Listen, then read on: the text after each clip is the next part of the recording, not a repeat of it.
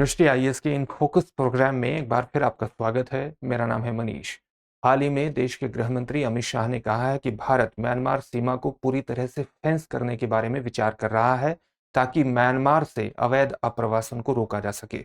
इससे वर्ष 2018 में अपनाई गई मुक्त आवाजाही व्यवस्था पर भी प्रभाव होगा। इसी मुद्दे को आज इन फोकस में समझने का प्रयास करेंगे। हमारे टॉपिक का नाम होगा, क्या खत्म होगी भारत म्यांमार सीमा मुक्त आवाजाही व्यवस्था। सबसे पहले देखते हैं कि इस टॉपिक के अंतर्गत हमारी चर्चा के क्या पक्ष होंगे। सबसे पहले हमने उस खबर को जान लिया है जिसके कारण ये पूरा टॉपिक चर्चा में है। इसके बाद हमारे लिए जानना जरूरी है कि वर्ष 2018 में भारत ने जो व्यवस्था अपनाई थी म्यांमार के साथ, जिसको हम फ्री मूवमेंट रेजिम के नाम से जानते हैं, वो क्या है, इसकी वर्तमान में आलोचना क्यों हो रही है और आगे की राह क्या है। अंत में आपके लिए एक अभ्यास प्रश्न होगा जिसका उत्तर आपको कमेंट बॉक्स में कमेंट करके देना होगा। ये जो पूरा विषय है ये भारत अंतर्राष्ट्रीय संबंध खंड से जुड़ेगा। प्रश्न पत्र 2 के सामान्य अध्ययन प्रश्न पत्र 2 के अंतर्राष्ट्रीय संबंध खंड से जुड़ेगा। साथ ही आप हमारे चैनल को सब्सक्राइब जरूर करिए और नोटिफिकेशन पाने के लिए बेल आइकन दबाइए ताकि आपको सभी प्रोग्राम का नोटिफिकेशन प्राप्त हो सके। आपको सभी प्रोग्राम्स की पीडीएफ फाइल इनफोकस दृष्टि आईएएस के टेलीग्राम चैनल पर उपलब्ध कराई जा रही है, जिसका डिस्क्रिप्शन में आपको लिंक मिल जाएगा। अपने टॉपिक की तरफ बढ़ते हैं और सबसे पहले देखते हैं कि मुक्त आवाजाही व्यवस्था क्या है। उससे पहले हम आपके लिए एक सूचना लेकर के आए हैं और सूचना यह है कि इस गणतंत्र दिवस के अवसर पर दृष्टि संस्थान की तरफ से आपको एक उपहार है। उपहार क्या है कि आपको दृष्टि लर्निंग ऐप पर उपलब्ध सभी ऑनलाइन पेन ड्राइव और टेस्ट सीरीज पर 20 से 50% की छूट मिलेगी और ये छूट आपके लिए 21 से 25 जनवरी तक लागू रहेगी। अधिक जानकारी के लिए आप इन नंबरों पर कॉल कर सकते हैं और साथ ही डिस्क्रिप्शन में जो लिंक आपको दिया गया है वहां पर अपने आप को एनरोल करवा करके इस ऑफर का पूरी तरह से लाभ उठा सकते हैं। अपने टॉपिक की तरफ बढ़ते हैं, देखते हैं कि मुक्त आवाजाही व्यवस्था जो भारत ने वर्ष 2018 में म्यांमार के साथ अपनाई थी वो क्या थी। मुक्त आवाजाही व्यवस्था एक ऐसी व्यवस्था थी जो वस्तुतः दोनों तरफ के लोगों को, दोनों तरफ की ट्राइब्स को एक दूसरे के क्षेत्र में अंदर तक, भीतर तक 16 किलोमीटर की आवाजाही की अनुमति प्रदान करती थी। जैसा कि आपको बताया कि यह भारत ने म्यांमार के साथ 2018 में अपनाई थी और भारत की एक्ट ईस्ट नीति का एक महत्वपूर्ण हिस्सा थी। आप देख सकते हैं कि म्यांमार के साथ ये भारत के उत्तर पूर्वी राज्यों की सीमा लगती है। मिजोरम, मणिपुर, नागालैंड और अरुणाचल प्रदेश की ये सीमा लगती है और ये टोटल सीमा जो इसकी लंबाई है वो है 1643 किलोमीटर। तो भारत और म्यांमार की सीमा का जो सीमांकन किया गया था यह अंग्रेजों के शासनकाल में किया गया था 1826 में, और इस अंग्रेजों ने इस दौरान किसी भी तरह की नृजातीय समानता का ध्यान नहीं रखा, जिसके कारण हुआ क्या कि एक ही समुदाय, एक ही नृजातीय समुदाय के लोगों में दोनों तरफ विभाजन हो गया बॉर्डर की वजह से। यानी एक ही नृजाति और संस्कृति के लोग इस विभाजन के कारण, इस सीमांकन के कारण विभाजित हो गए। जैसे इसके महत्वपूर्ण उदाहरण के रूप में आप देख सकते हैं कि मणिपुर के मोरह क्षेत्र के गांव के कई क्षेत्र ऐसे हैं जो म्यांमार में भी पड़ते हैं और भारत में भी पड़ते हैं। साथ ही नागालैंड के मोन जिले का एक गांव है जिसका नाम है लोंगवा। लोंगवा जिले के गांव का जो मुखिया का घर है वो म्यांमार में भी पड़ता है और भारत में भी पड़ता है। यानी पूरी तरह से अव्यवस्थित तरीके से दोनों देशों का सीमांकन, बॉर्डर सीमांकन किया गया था। लेकिन मुक्त आवाजाही व्यवस्था जिसको 2018 में अपनाया गया, उससे एक महत्वपूर्ण लाभ ये हुआ कि जो स्थानीय लोगों का आवाजाही थी वो पहले से ही उनमें भाईचारा का संबंध है, नृजातीय संबंध है। तो इस आवाजाही, इस रजीम की वजह से उनकी आवाजाही बढ़ी और स्थानीय व्यापार और व्यवसाय को इससे प्रोत्साहन मिला। साथ ही बॉर्डर हाट लगाए जाते हैं जिससे स्थानीय जो सामान है, स्थानीय जो वस्तुएं हैं उसे बेचने का एक आधार प्राप्त होता है और सीमा पार वाणिज्य का एक लंबा इतिहास भी रहा है। यानी ये जो बॉर्डर हाट लगाए जाते हैं इनका पुराना ही इतिहास है और इससे वाणिज्य का इस क्षेत्र में एक मजबूत आधार भी बनता है।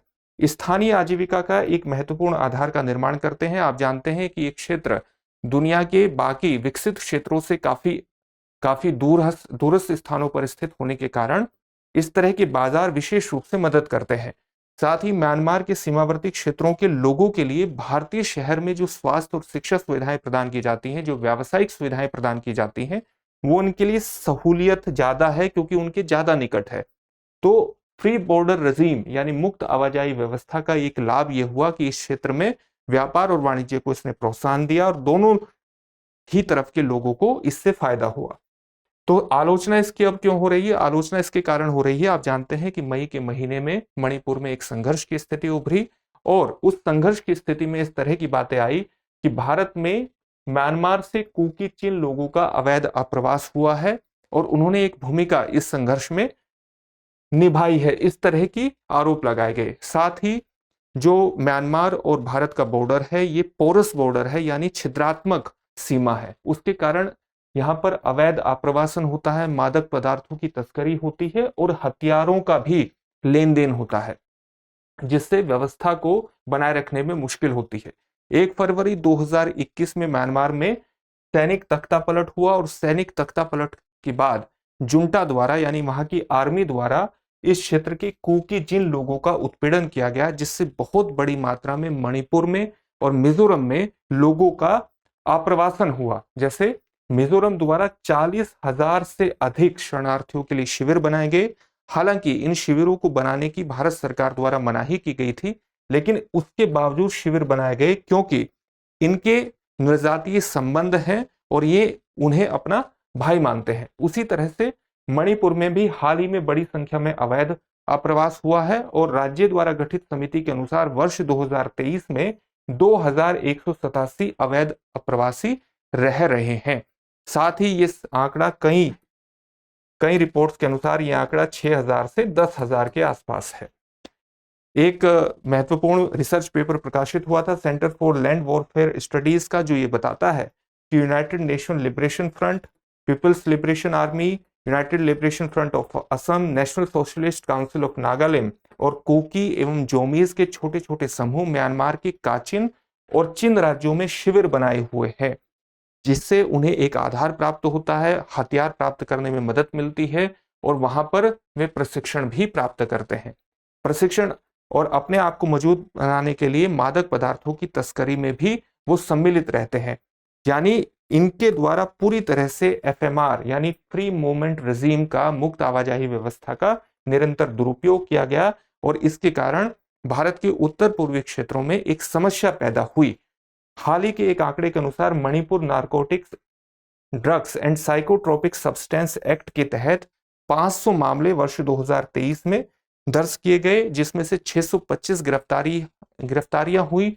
अफीम, गांजा और अलग अलग तरह के नशीले पदार्थों और साथ ही जो अफीम उत्तर पूर्वी क्षेत्रों में उगाई जा रही थी, अगर हम उसे सबको जोड़ करके देखें जो नष्ट की गई व्यवस्था द्वारा, तो ये बताया जा रहा है कि ये इसकी टोटल इंटरनेशनल मार्केट में कीमत 1,227 करोड़ रुपए थी।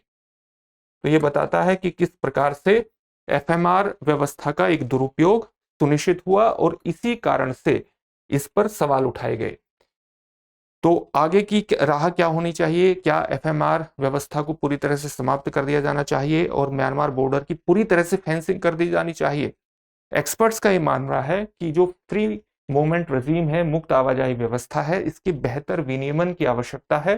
जैसे भारत द्वारा सितंबर 2022 में एफएमआर को निलंबित कर दिया गया क्योंकि जुंटा द्वारा जिस तरह से संघर्ष बॉर्डर क्षेत्र में किया जा रहा है म्यांमार में, उससे बहुत बड़ी मात्रा में भारत में लोगों का अवैध आप्रवास हो रहा था। उसको रोकने के लिए भारत ने ये व्यवस्था अपनाई। स्थानीय आबादी का हित इसमें है कि न तो एफएमआर की व्यवस्था को पूरी तरह से हटाया जाना चाहिए और न ही सीमा पर पूरी तरह से बाड़ लगाई जानी चाहिए, क्योंकि यहाँ के लोगों के बीच न केवल भ्रातृत्व संबंध है बल्कि उनकी आजीविका भी संबंधित है और साथ ही शिक्षा और स्वास्थ्य की व्यवस्थाओं के लिए भी वो आपस में निर्भर हैं। इसलिए इसको विनियमित करने की आवश्यकता है, एफएमआर को विनियमित करने की आवश्यकता है। जिन क्षेत्रों में फेंसिंग की बेहद आवश्यकता है वहां पर फेंसिंग की जानी चाहिए और जहां पर आवाजाही को सुनिश्चित किया जा सकता है लोगों के बीच के संबंधों को बनाए रखने के लिए, क्योंकि ये भारत और म्यांमार के संबंधों को भी एक मजबूत आधार प्रदान करते हैं, वहां पर उस व्यवस्था को भी, फ्री मार्केट रेजिम को भी बनाए रखना चाहिए। अंत में इससे संबंधित एक प्रश्न देख लेते हैं। प्रश्न क्या है निम्नलिखित में से किन भारतीय राज्यों के साथ म्यांमार की सीमा लगती है? नागालैंड, अरुणाचल प्रदेश, मिजोरम, मणिपुर। आपके ऑप्शंस हैं केवल 1 और 2, केवल 2 और 3, केवल 2 और 4, 1, 2, 3, 4 सभी। इस प्रश्न का उत्तर आप हमें कमेंट बॉक्स में कमेंट करके जरूर दीजिए और साथ ही हमारे टेलीग्राम चैनल से पीडीएफ फाइल भी आप डाउनलोड कर सकते हैं। फिर से एक नए सेशन में आपसे मुलाकात होगी। धन्यवाद। डियर व्यूअर्स, अपने एग्जाम की तैयारी को और बेहतर करने के लिए हमारे चैनल को लाइक, शेयर और सब्सक्राइब करना न भूलें।